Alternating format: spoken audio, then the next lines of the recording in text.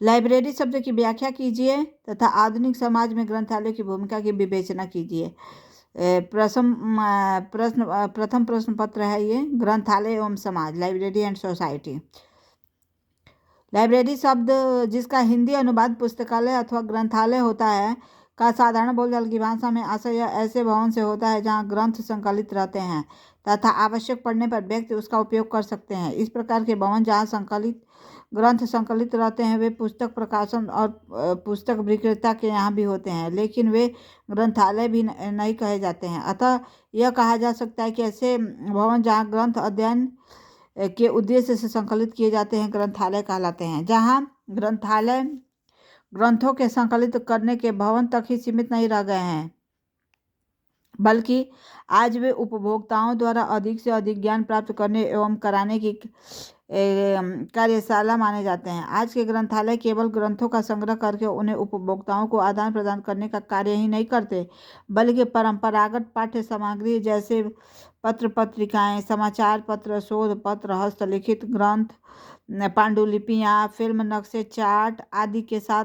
साथ न्यूनतम प्रलेखों तथा आधुनिकतम पाठ्य सामग्री जैसे डिस्क, टेप, फ्लॉपी, सीडी, रोम, डेटाबेस आदि का भी संकलन एवं संग्रह करते हैं। यहाँ तक कि आज ग्रंथालय डिजिटल रूप में भी स्थापित किए जा रहे हैं तथा इन न्यूनतम सूचना स्रोत उपभोक्ताओं को उसकी वांछित सूचना उपलब्ध करा रहे हैं। इस प्रकार आज के ग्रंथालय असीम सूचना एवं ज्ञान के कोष बन चुके हैं और कोई भी व्यक्ति इन ग्रंथालयों का उपयोग आसानी से कर सकता है। इतने पर भी ग्रंथालय की आज तक कोई मान्यता प्राप्त परिभाषा नहीं है। आधुनिक समाज में ग्रंथालयों की भूमिका, शिक्षा के क्षेत्र में इन एजुकेशन, शिक्षार्थी अपनी कक्षा में पढ़ाए गए पाठ्यक्रम के अतिरिक्त ग्रंथालयों में उपलब्ध ग्रंथों से प्राप्त करते हैं। ग्रंथालयों में शैक्षिक पाठ्यक्रमों के अतिरिक्त मानव ज्ञान से संबंधित अनेक विषय में से संबंधित ज्ञान सामग्री संकलित की जाती है, जिससे अवगत होने हेतु छात्रों में प्रेरणा एवं जिज्ञासा उत्पन्न होती है। इस प्रकार प्रत्येक विषय के छात्र को ग्रंथालय में अपने ज्ञान में वृद्धि करने की आवश्यकता मिलती है। भूगोल पढ़ने वाला छात्र ग्रंथालय में उपलब्ध नक्शों तथा एटलसों का प्रयोग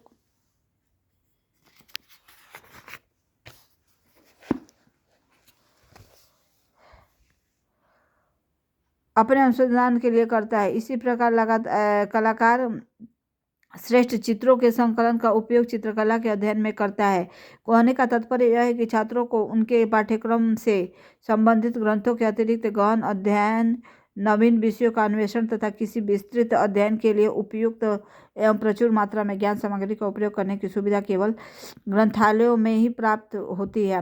व्यवसाय के क्षेत्र में कुछ व्यवसाय ऐसे होते हैं जिससे संबंधित समस्त ज्ञान ग्रंथों में ही निहित होता है, जो ग्रंथालयों में ही उपलब्ध होते हैं। इस प्रकार व्यवसायों में वकील, डॉक्टर, इंजीनियर, ग्रंथालय, मैकेनिक आदि प्रकार के व्यवसाय आते हैं। इसलिए इस व्यवसायों से संबंधित ख्याति प्राप्त व्यक्ति अपने व्यक्तिगत ग्रंथालय इसी उद्देश्य की पूर्ति हेतु स्थापित करते हैं। उद्योग एवं व्यापार के क्षेत्र, उद्योग एवं व्यापार में संलग्न बड़ी बड़ी कंपनियां अपने यहाँ सुसज्जित आधुनिक ग्रंथालयों की व्यवस्था करती है, क्योंकि उन कंपनियों में उनके स्वयं के वैज्ञानिक अनुसंधान कार्य में कार्यरत रहते हुए उन ग्रंथालयों में ग्रंथों की आवश्यकता प्राप्त करते हैं। इस प्रकार ग्रंथालयों में NTPC, ONGC, well, cell, well,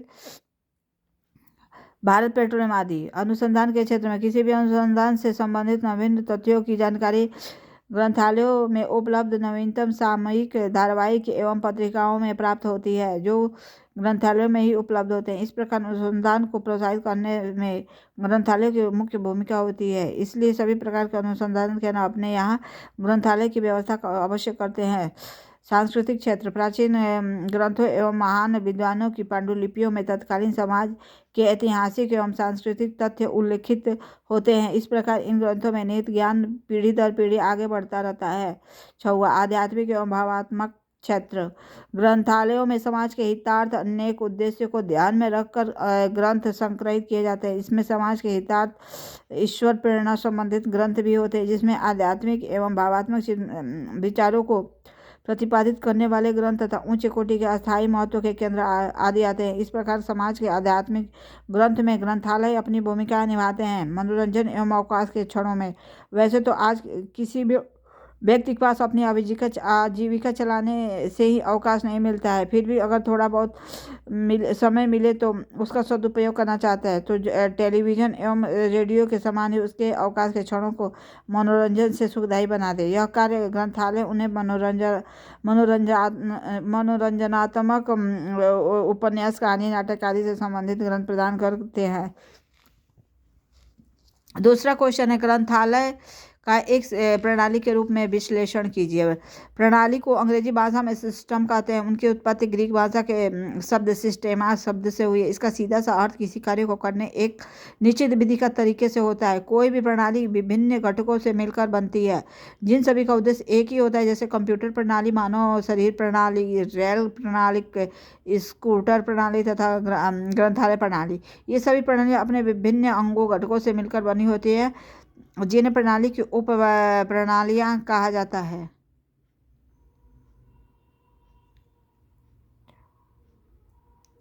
इस प्रकार प्रणाली को निम्न प्रकार परिभाषित किया जा सकता है। पहला, प्रणाली सामान्यतः पूर्ण प्रणाली एवं उसके अनेक अंगों के विषय में सोचने की विधि।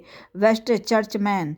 प्रणाली विभिन्न घटकों का परस्पर संयोजन है जो किसी भी सामान्य उद्देश्य की पूर्ति हेतु परस्पर मिलकर इकाई के रूप में परिणित होता है। J.A. मार्टिन। इस प्रकार प्रणाली को अनेक घटकों को एक स्वीकृत व्यवस्था के रूप में परिभाषित किया जाता है जो किसी योजना के अनुसार विशिष्ट उद्देश्यों की प्राप्ति की दशा में नेतृत्व प्रदान करती है। प्रणाली विश्लेषण। प्रणाली विश्लेषण से तात्पर्य किसी भी प्रणाली में उसके विभिन्न अंगों घटकों जैसे संगठन, आंतरिक संरचना, भौतिक उपकरण आदि इनसे संबंधित संपूर्ण क्रियाओं का अध्ययन कर उन्हें कार्य एवं उद्देश्य की दृष्टि से विश्लेषण करता है जिससे उक्त प्रणाली में निहित कमियां अथवा दोषों का ज्ञान किया जा सके तथा प्रणाली के सुचारू रूप से संचालन हेतु उन कमियों एवं दोषों को दूर किया जा सके। इस प्रकार किसी भी प्रणाली के विश्लेषण सुधार हेतु समय समय पर अध्ययन कर उससे त्रुटिपूर्ण अंगों की जानकारी करने तथा उन्हें दूर करने का रूपांतरित करने के लिए किया जाता है। जैसे किसी व्यक्ति की शरीर रूपी प्रणाली में किसी अंग के पीड़ित होने पर उसकी जानकारी करना तथा शल्य चिकित्सा द्वारा उस अंग को निकालकर दूसरा उपयुक्त अंग प्रत्यारोपण करना जिससे मानव प्रणाली सही ढंग से चलती रही। इस प्रकार कहा जा सकता है कि किसी प्रणाली के सुधार के लिए भी उसका विश्लेषण किया जाता है जिससे किसी उसमें कोई त्रुटिपूर्ण अंग है तो उसे हटाया जा सके तथा उसे उसके स्थान पर सही अंग संस्थापित किया जा सके। ग्रंथालय प्रणाली के रूप में विश्लेषण। ग्रंथालय भी एक प्रणाली के रूप में कार्य करते हैं। इनके कार्यों की विस्तृत प्रकृति के अनुसार उसके अंतर्गत दो प्रकार की प्रणालियां डाटा प्रोसेसिंग सिस्टम तथा इंफॉर्मेशन सिस्टम कार्य करती है तथा इन दोनों प्रणालियों के अधीन ग्रंथालय में मुख्य रूप से निम्न उप प्रणालियां जिन्हें ग्रंथालय के अंग भी कह सकते हैं कार्य करती है जो निम्न है। अधिग्रहण उप प्रणाली।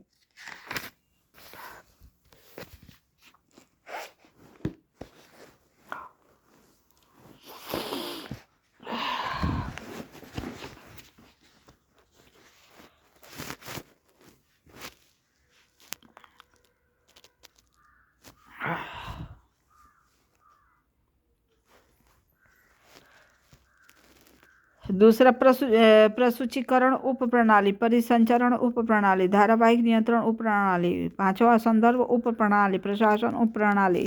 जिस प्रकार हम देखते हैं कि ग्रंथालय प्रणाली में अनेक उप प्रणालियाँ कार्य करती हैं जिनके कारण ग्रंथालय एक जटिल प्रणाली माना जाता है। ग्रंथालय रूपी प्रणाली में अनेक उप प्रणालियाँ कार्यरत होने के कारण समय समय पर अनेक कमियाँ तथा त्रुटियाँ आती रहती हैं।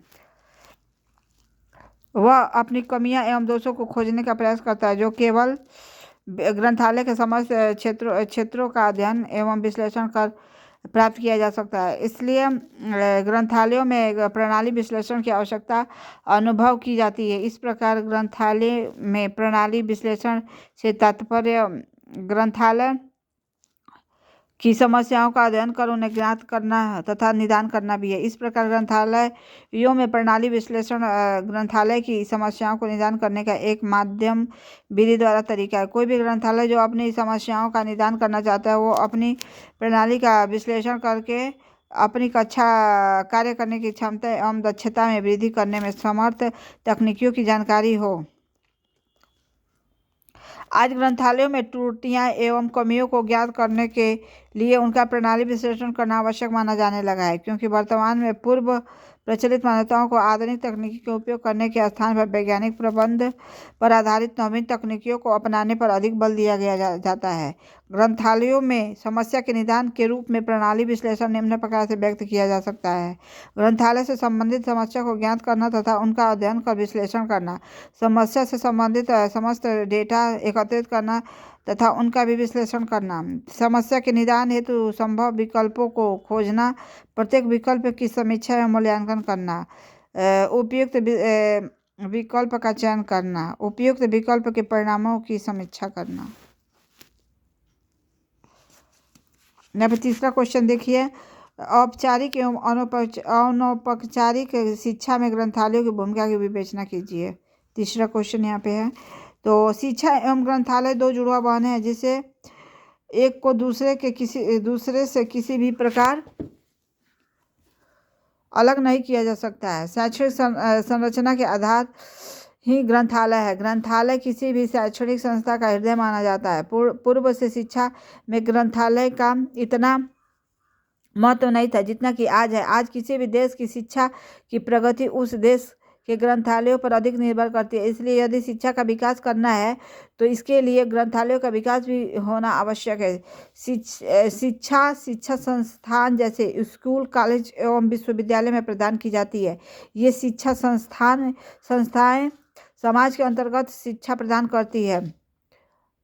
उसका उद्देश्य अपने छात्रों तथा विद्यार्थियों को उसकी सामर्थ्य एवं शक्ति के विकास के लिए संतुलित ज्ञान प्रदान करना आवश्यक है। इस शिक्षा संस्थाओं में उनके कार्यक्रम में सहयोग प्रदान करने हेतु अनेक उपतंत्र कार्य करते हैं, जिनमें उनके ग्रंथालय भी होते हैं, जो प्रत्येक पैतृक तंत्र के कार्यों, क्रियाकलापों या उसके उद्देश्यों को प्राप्त करने में सहायता प्रदान करते हैं। इस प्रकार हम यह कह सकते हैं कि शिक्षा के क्षेत्र में ग्रंथालय निम्न प्रकार अपनी भूमिका निभाता है। और औपचारिक एवं अनौपचारिक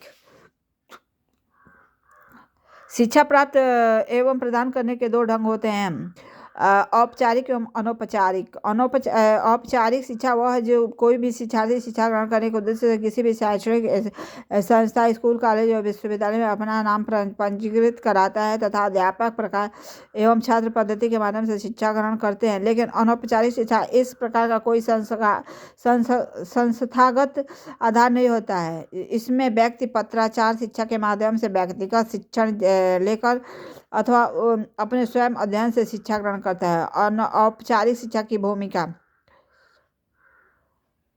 प्रत्येक औपचारिक शिक्षा केंद्र चाहे वह स्कूल, कॉलेज, विश्वविद्यालय हो, उसमें संबंध एवं ग्रंथालय अवश्य होता है। इस ग्रंथालय में उन सभी पाठ्यक्रमों से संबंधित पुस्तकें अवश्य संग्रहित की जाती है। उस शिक्षा केंद्र में संचालित है। इसके साथ ही छात्रों को उन पुस्तकों को पढ़ने के लिए या उन पुस्तकों में निहित ज्ञान को संरक्षण करने के लिए प्रेरित किया जाता है। शिक्षा के प्रारंभिक स्तर अर्थात स्कूल स्तर पर कक्षा में की गई पढ़ाई को पूरा करने के लिए किया जाना चाहिए। इसके बाद विशेषकर कॉलेज एवं विश्वविद्यालय में पढ़ाई का केंद्र बिंदु कक्षा की अपेक्षा धीरे धीरे ग्रंथालय की ओर मुड़ जाता है। यह सभी किसी विषय विशेष पर उपलब्ध विविध प्रकार की पुस्तकों को विस्तृत अध्ययन के माध्यम से किया जा सकता है। पुस्तकों के विस्तृत अध्ययन के बाद कोई भी शिक्षार्थी विभिन्न दृष्टिकोण से उस विषय का विश्लेषण एवं तुलना करने में समर्थ हो सकता है। इससे उस शिक्षार्थी को अपने स्वयं के स्वतंत्र विचार एवं अपना मत प्रस्तुत करने की योग्यता का भी विकास होता है। इस प्रकार छात्रों में बौद्धिक विकास जागृत करने में ग्रंथालयों की भूमिका को नकारा नहीं जा सकता है। शैक्षिक संस्थाओं के अतिरिक्त सार्वजनिक ग्रंथालय भी औपचारिक शिक्षा में अपना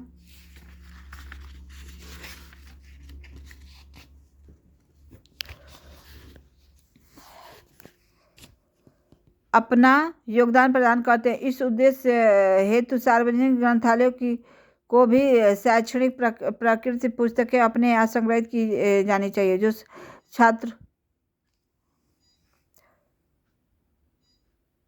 जो प्रकृति की पुस्तकें अपने यहाँ संग्रहित करनी चाहिए, जो छात्रों एवं अध्यापकों के लिए उपादेय हो।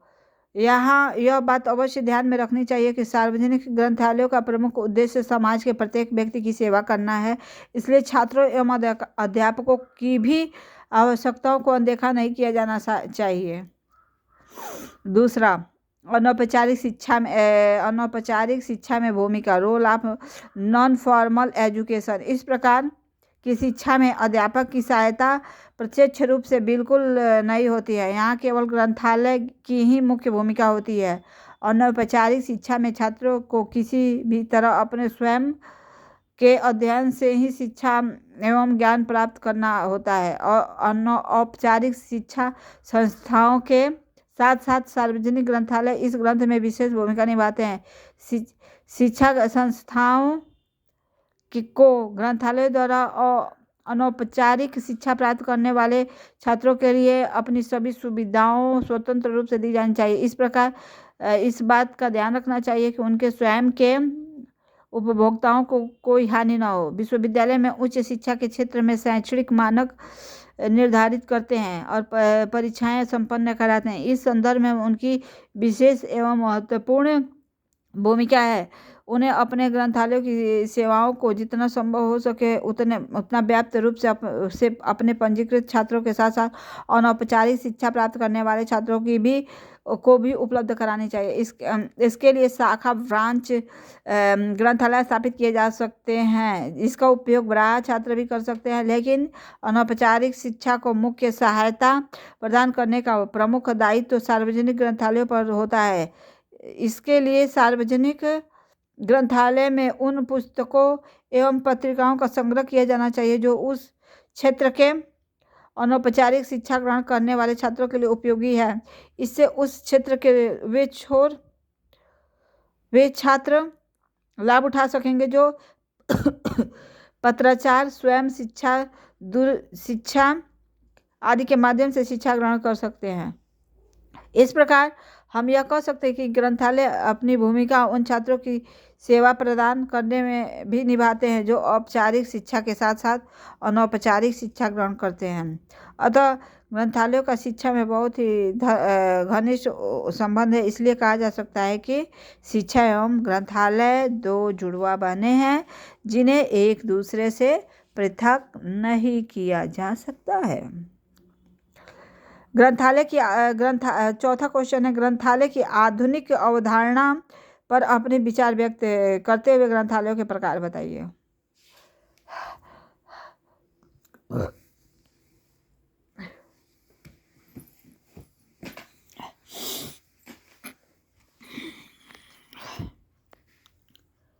ग्रंथालय की आधुनिक अवधारणा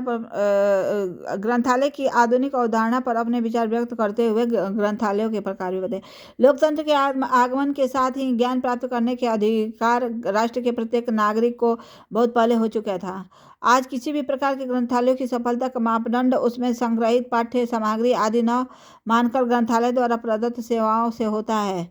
यही कारण है कि आज ग्रंथालयों के उपभोक्ताओं को सर्वोपरि मानते हुए उसे समस्त प्रकार की आवश्यकता आधुनिक एवं सर्वोत्तम विधियां एवं तकनीकियों के माध्यम से उत्तम सेवा प्रदान करने की व्यवस्था की जाती है। आज के उपभोक्ताओं को पूरे प्रलय की अपेक्षा उसके किसी महत्वपूर्ण विशेष अंश मात्र की आवश्यकता होती है और इसी को उपलब्ध कराने के उद्देश्य से ग्रंथालय को अपना कार्य करना पड़ता है। इसलिए आज के ग्रंथालय न होकर सूचना केंद्र माने जा रहे हैं।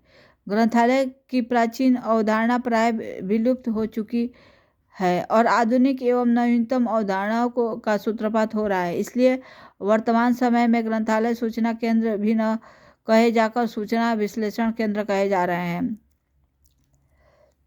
आधुनिक ग्रंथालय में वास्तव में ग्रंथालय कम, सूचना केंद्र और सूचना विश्लेषण केंद्र अधिक है।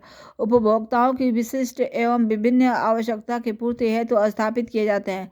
सामान्य कार्य एवं सेवाएं तो लगभग सभी ग्रंथालयों में संपन्न एवं प्रदान की जाती है, पर इनके अतिरिक्त आधुनिक ग्रंथालयों में विशिष्ट कार्य भी संपन्न किए जाते हैं। इसलिए आधुनिक ग्रंथालय में वे ग्रंथालय कहे जा सकते हैं जो उपभोक्ताओं हेतु नवीनतम सेवाएं प्रदान करने का प्रावधान अपने यहाँ करते हैं। वे कार्य अथवा सेवाएं निम्न है। पहला, संदर्भ एवं सूचना सेवा प्रदान करना। दूसरा, प्रतिलिपिकरण और अनुवाद सेवाओं की व्यवस्था करना। तीसरा, ग्रंथालय ऋण की व्यवस्था करना। सारांशीय तथा अनुक्रमणीकरण सेवाओं की व्यवस्था करना। विशिष्ट विषयों की वाड्य में सूची प्रदान करना। सामयिक अभिज्ञता सेवा CAS की व्यवस्था करना। सातवां, चयनित प्रसार सेवा SDI की व्यवस्था करना।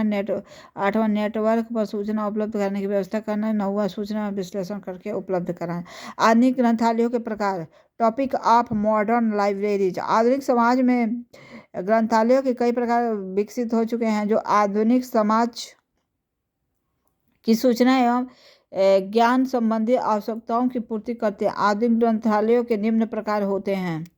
राष्ट्रीय ग्रंथालय, नेशनल लाइब्रेरी। राष्ट्रीय ग्रंथालय किसी भी राष्ट्र का केंद्रीय ग्रंथालय होता है और राष्ट्र द्वारा संरक्षित होता है। राष्ट्रीय ग्रंथालय उस देश में प्रकाशित समस्त ग्रंथों को भावी पीढ़ियों के लाभार्थ संग्रहित एवं सुरक्षित रखने के लिए उत्तरदायी रहता है। विश्व के लगभग सभी देशों में अपने अपने राष्ट्रीय ग्रंथालय हैं। दूसरा, सार्वजनिक ग्रंथालय, पब्लिक लाइब्रेरीज। सार्वजनिक अथवा सर्वजनों को सेवा प्रदान करने वाले ग्रंथालय सार्वजनिक ग्रंथालय कहलाते हैं। ये वे ग्रंथालय हैं जो समाज के सभी वर्गों के लिए जाति, वर्ण, व्यवसाय, लिंग के भेद के विचार किए बिना हर समय स्वतंत्र रूप से खुले रहते हैं। ये ग्रंथालय जनता द्वारा संस्थापित, जनता द्वारा समर्पित तथा जनता द्वारा उपयोग में लाए जाते हैं। तीसरा, शैक्षणिक ग्रंथालय, एकेडमी लाइब्रेरीज। किसी भी शिक्षण संस्था